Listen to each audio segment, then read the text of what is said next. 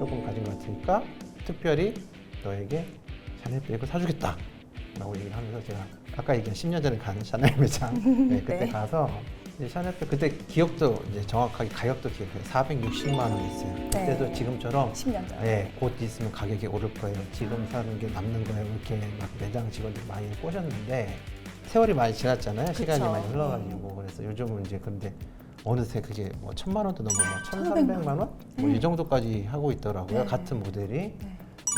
20대에 50만 원과 50대에 100만 원 만약에 비교를 한다. 네. 근데 금액만 놓고 보면 당연히 100만 원이 많잖아요.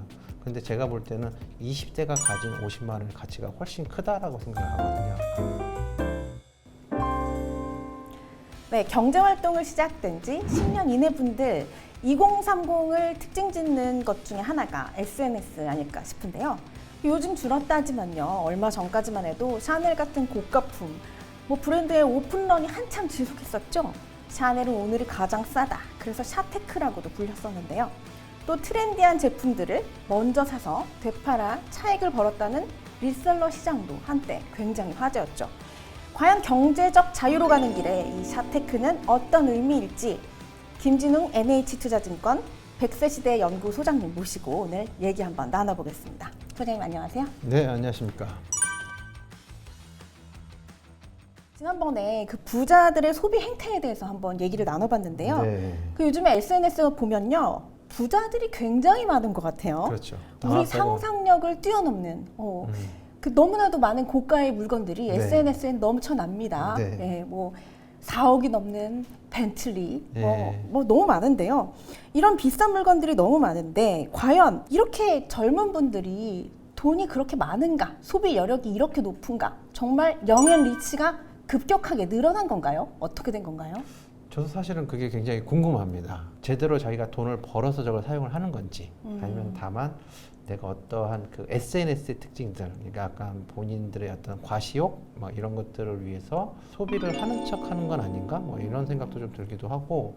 아, 저도 그런 생각 많이 하는데요. 네. 아, 20만 원이 넘는다는 한 개에 20만 원이 넘는다는 오마카세. 네. 이런 거 그냥 줄 서서 예약이 네. 뭐 넘쳐난다 이러고요. 드셔보셨어요? 한번 먹어봤습니다. 아, 20만 원짜리로. 아, 좀 저렴한 버전. 저는 네. 네.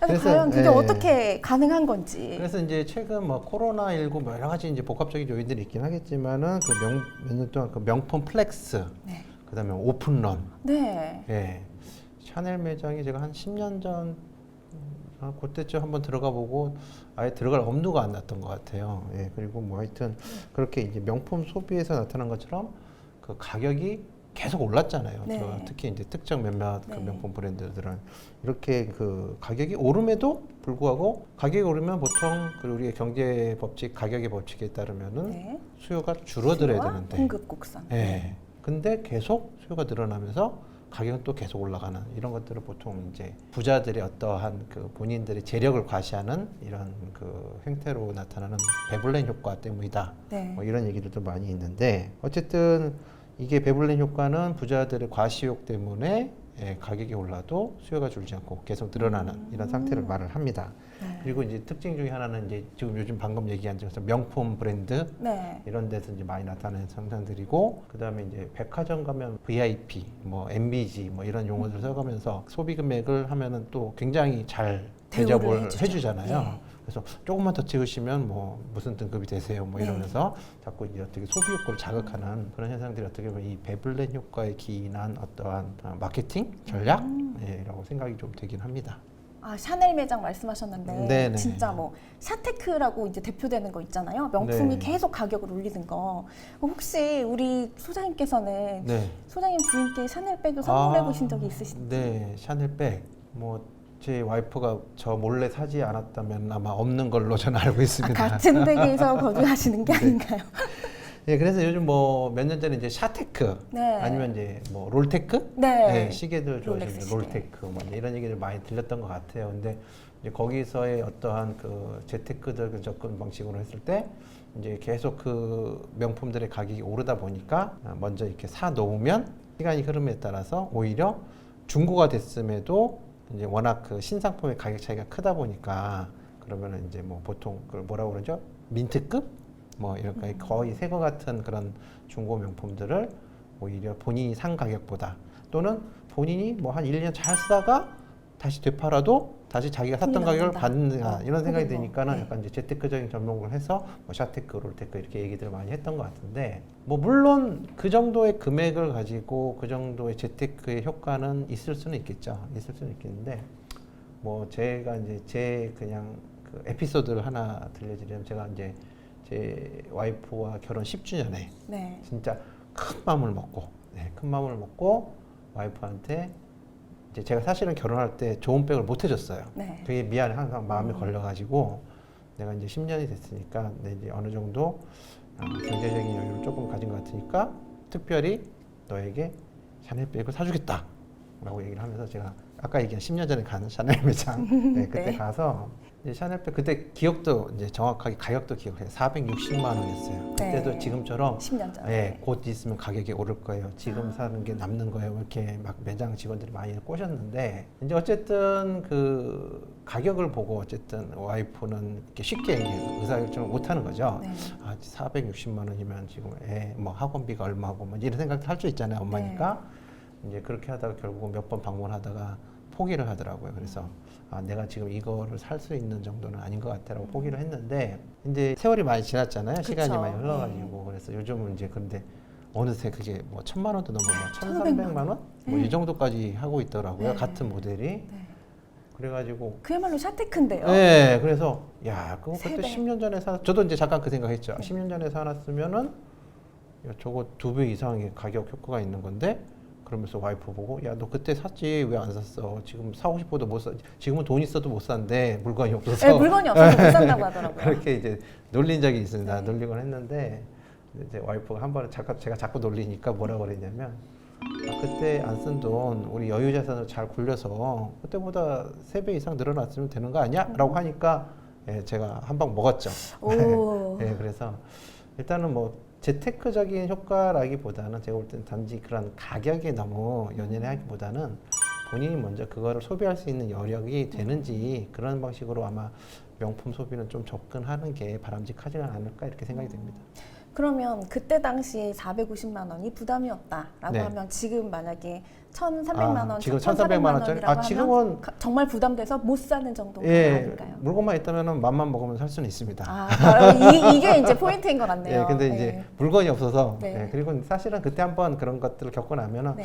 뭐 지금쯤이면은 저기 뭐 꼭 사야 되는 건가 저 가격을 주고 이런 생각도 또 다시 네, 들기 그냥 때문에 돈의 문제가 아니라 예, 네, 여력의 그렇기 문제가 때문에 아니라 사실은 크게 그렇게 네, 뭐 판단의 문제. 아쉬워하지는 않는 것 같아요. 네. 그렇군요. 그럼 10년 전에 450만 원이 네. 현재 소장님이 가지신 450만 원에 비해서 네. 가치가 훨씬 컸다 그런 그렇죠. 말씀이시네요. 네네.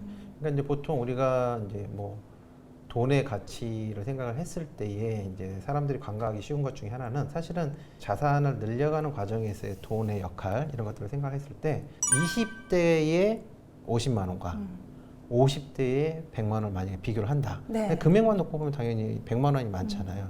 근데 제가 볼 때는 20대가 가진 50만 원의 가치가 훨씬 크다라고 생각을 하거든요. 아, 왜 그런가요? 왜냐하면은 20대의 50만 원은 앞으로 그 자산을 굴릴 수 있는 시간이 충분하기 때문에 오히려 50대 가진 100만 원보다 훨씬 더 많은 효과를 그러니까 20대 50만 원을 예를 들어서 자기가 자산 증식을 위해서 투자를 했다고 했을 때는 이 돈이 50대에는 분명히 100만 원 이상이 가 있을 거라는 얘기인 거죠. 그렇군요. 네, 그렇기 때문에 어떻게 보면은 돈의 그 보이지 않는 시간 가치를 잘 생각을 해보면서 좀 젊었을 때 사실은 내가 저 뭐 명품백을 살 수 있는 월급으로 살 수 있어라고 생각을 할 문제가 아니라 그 명품백을 살 수 있다 하더라도 나중에 가서 그것보다 더 고가의 또는 뭐 더 좋은 명품을 살 수 있는 영역을 만들 수 있다면 그거는 한번 비교를 해봐야 된다는 거죠. 그렇군요. 지금 당장 내가 저거를 살 수 있는 돈이 이만큼 있어를 비교하는 게 아니라 네, 그거를 나중에 시간을 곱해서 네. 나중에 굴리면 이 돈이 얼마나 커질 수 있는지를 생각해 보라는 말씀이시군요. 그렇죠. 예, 그렇게 되면 아마 조금은 이제 젊은 분들 사이에서도 그렇게 명품 소비를 다시 한번 이렇게 생각해보는 계기가 되지 않을까 생각합니다.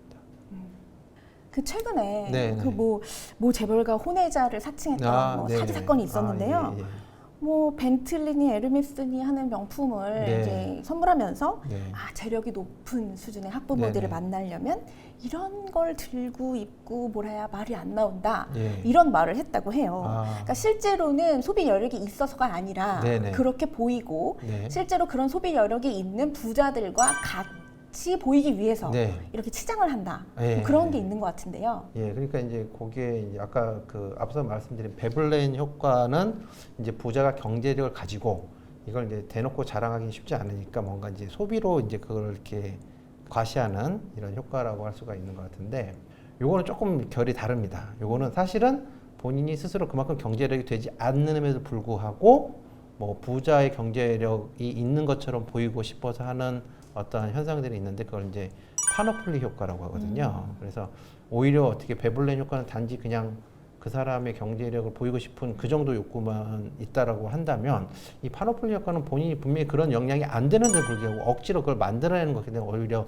부작용이 더 클 수가 있는 거죠. 아, 그렇군요. 네, 그러니까 만약에 이제 MZ 세대들의 어떤 SNS나 이런 거에서 내가 진짜 그만큼 역량이 돼서 뭔가 SNS에 어떤 과시를 하는 것과 역량은 좀 안 되지만 나도 뒤처지긴 싫어.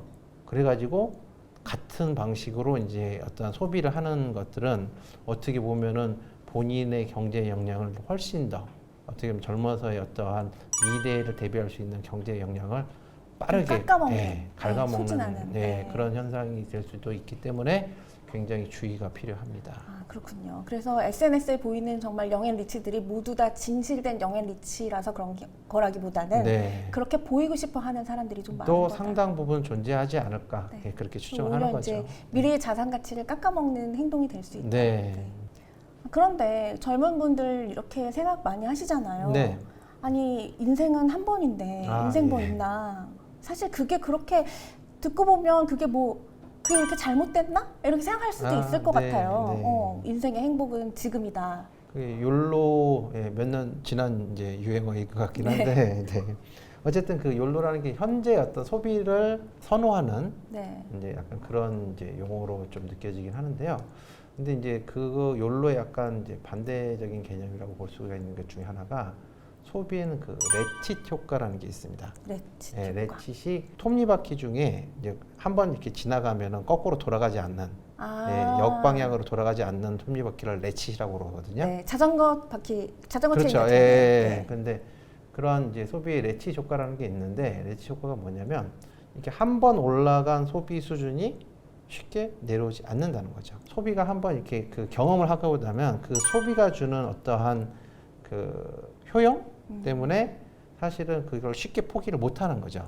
시간이 지나면서 나이가 들면 자연스럽게 조금씩 올라가게 되거든요. 네. 근데 그걸 너무 눈높이를 높이 시작을 해버리면 그만큼 그 나의 어떠한 경제적 역량을 나의 소비 행태를 경제적 역량에 따라잡기가 힘든 구조가 될 수가 있는 거죠. 그렇기 때문에 가능하면은 젊었을 때는 조금은 소비의 눈높이를 조금 최대한 낮춰서 시작을 해야 그래야 내가 나중에 조금 더 먼 미래에 조금 더 많은 경제적 역량을 가지고 더 좋은 소비의 삶의 질을 누리고 싶다면 그런 부분들을 생각을 하면서 어떤 본인의 소비 패턴을 만들어 가시는 게 중요한 자산 관리 부분의 하나 아닐까 이렇게 생각을 합니다. 근데 또 요즘에 보면 또 극단적으로 또 짠내나는 생활, 극단적으로 아끼는 또 그런 것도 유행한다고 해요. 네, 그래서 네. 정말 젊은 분들 중에서 진짜 막 허리띠를 조르자 그래가지고 거지방 네. 그래서 거기다가 오늘 외식을 했어요. 오늘 카페에서 커피를 사 먹었어요. 그러면은 거기다 엄청 욕을 해준다고 해요. 정신 차리라고. 근데 정말 그렇게까지 해야 되는 건가요? 네. 뭐 앞서 말씀드린 것처럼 뭐 소비의 눈높이를 낮게 시작하라는 게 뭐 소비를 너무 극단적으로 낮추거나 아니면 영원히 소비를 자제하라 그런 의미는 아닙니다. 이제 저는 항상 이제 소비에서는 합리적인 소비, 이제 효율적인 소비 이런 부분들을 많이 말씀을 드리는데 일단은 사실은 뭐 우리가 자산 관리를 하는 이유가 뭘까요? 뭐 평생 동안 돈을 아끼면서 자산을 모으기만 하면 자산을 관리하는 이유가 뭘까 조금 저는 약간 의문이 들거든요. 우리가 그렇죠. 자산을 관리를 해서 충분한 자산을 만들고 그 경제적 역량을 가지고 나의 삶의 질을 어떻게 풍요롭게 만들고자 하는 그러한 경제적인 목표를 가지고 가기 때문에 우리가 자산 관리를 하는 거지. 어떻게 보면은 그렇게 그런 어떠한 자산 관리의 목적과 그다음에 내가 자산 관리하는 이유가 서로 조금 상충되는 거 아닌가 이런 생각이 좀 들고요. 다만 이제 어쨌든 내가 그 자산 관리, 나의 경제적 역량을 정책시키는 종잣돈을 만들어야겠다라는 목표를 가지고 이렇게 준비를 하시다 보면은 이제 그런 부분들은 자연스럽게 개선이 되실 거고요. 분명히 내가 얻는 그런 소득 중에서 일정 부분은 나의 미래의 어떠한 삶의 모습을 위해서 투자를 할 필요가 있다. 그러면 좀 구체적으로요. 네. 이제 막 사회생활을 한 지 얼마 되지 않는 뭐 몇 년, 뭐 10년 이내에 네. 2030 세대들 과연 뭐 소득의 몇 % 정도가 적정한 소비 범위라고 볼 수 있을까요? 뭐 일단은 이제 뭐 미국 파이어족 예를 들면은 뭐 극단적으로는 이제 본인 소득 가처분 소득 한 70%까지 저축을 한다고는 합니다. 근데 네. 뭐 꼭 그렇게까지 해야 되나라는 생각이 좀 들긴 합니다만 어쨌든 제가 볼 때는 그 소비의 어떤 비율을 정하는 데 있어서는 본인이 이제 만들고자 하는 종잣돈 규모를 먼저 생각을 하고 이제 역으로 이 돈을 모으기 위해서는 어느 정도 저축이 필요한지 한번 계산해 볼 필요가 있는 것 같아요. 그래서 그걸 계산한 다음에 그거를 제외한 나머지는 이제 본인의 어떤 소비 예산으로 삼으면 될 것 같은데 지금 같은 어떠한 이제 경제적 환경 하에서는 제가 예상할 때는 최소한 이제 종잣돈을 한 1억 원 정도로는 목표를 하셔야 되지 않을까. 네. 근데 1억을 만들고 나니까 1억을 만들었으니 그 다음 단계는 그럼 이제 보통 어떻게 생각하시겠어요? 3억을 만들어야겠다. 네, 그렇죠. 3억을 만들거나 아니면 뭐 2억을 만들거나 이렇게 목표를 하시는데 처음 1억 만들 때보다는 그 다음에 1억을 추가하는 부분은 훨씬 쉬워집니다. 자산에 보통 복리 효과가 있기 때문에 훨씬 더 줄어들게 되고요. 그래서 그런 식으로 계속 단계를 올리다 보면 어떻게 생각하면 본인이 생각보다 빠르게 본인의 어떤 경제적 역량이 좋아지실 수가 있어요. 1차적인 목표는 종잣돈 1억 원 정도 목표를 하시고 그 다음에 조금 더 이제 어떤 자산 관리 효과나 이런 것들을 좀 잘 내어보기 위해서는 한 5억 원이 될 때까지는 좀 무리한 소비 뭐 이런 것들 뭐 1억 원 모았다고 거기서 갑자기 소비로 탕진. 확 올리면 안 되고 네네. 계속 이제 그 정도에서 조금 더 이제 상황을 조금 더 개선을 해서 유지를 하되 네. 그 다음 단계인 뭐 3억 원 내지는 뭐 한 5억 원 정도까지는 또 한번 계속 그런 그 기조를 유지해 가시다 보면 네. 자연스럽게 서로 조정이 되면서 잘 그 어떤 본인의 전체적인 삶에 있어서의 경제적인 역량이 골고루 만들어나게 되실 겁니다. 그러면은 그게 한 어느 정도 퍼센트가 될까요? 뭐 일단은 본인들이 가진 경제적 역량에 따라서 조금 차이들이 있으시긴 하겠지만 그냥 평균적인 모습이라면 제가 볼 때는 이제 종잣돈을 모아가는 과정에서는 최소한 그 본인 소득의 50%에서 60%를 저축을 한번 해보는 거를 목표로 삼으시면 될 것 같습니다. 경제 생활을 막 시작한 20대나 30대 때 자리 잡은 소비 습관 평생 내려가기는 좀 어렵다는데요. 오히려 그때는 종잣돈을 만들기까지 소비 습관을 좀 조절하는 것이 좋다고 합니다. 종잣돈을 만들어서 자산 관리를 하기 시작하고 이제 그게 불어나면 나중에는 소비를 늘려도 자산은 계속 커지게 되기 때문이라는데요. SNS도 좋고 남이 하는 걸 따라하는 것도 좋지만 진짜 나의 미래를 위해서 오늘의 습관을 한번 다잡아보는 건 어떨까요? 내일의 경제적 자유를 위해 여러분과 함께하는 경자추. 오늘 준비된 내용은 여기까지입니다. 감사합니다. 수고의 말씀 감사합니다. 네, 감사합니다.